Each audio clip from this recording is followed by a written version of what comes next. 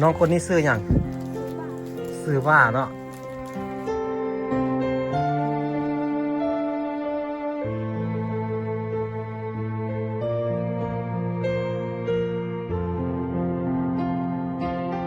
ป้ากันกินข้าวแรงกับอย่างมื้อนี่หวานมีอย่างกินเลยผมรู้เลยเนาะว่าสิกินอย่างเนาะน้องกาเด้กินข้าวแรงกับอย่างน้องกามีอย่างกินพี่รู้สึกว่ากับเจ้าเก่งอดทนขนาดเลย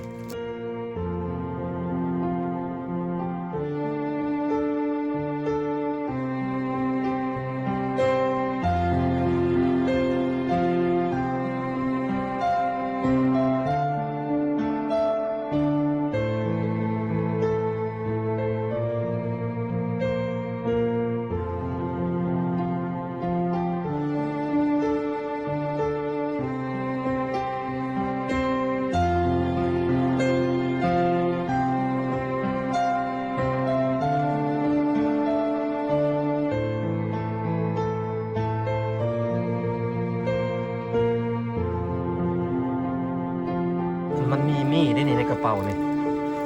ถ้าจะเอามีให้ก่อนมันเหลือเท่าไรห่อกันเลย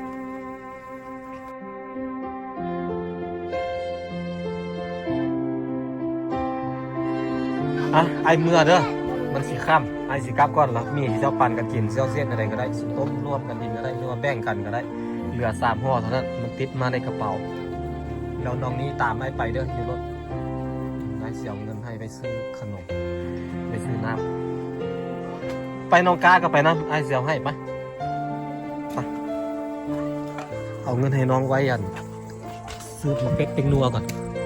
ไอเอาให้คนละ50เอาไปปั่นเรื่อยเจ้าเด้อ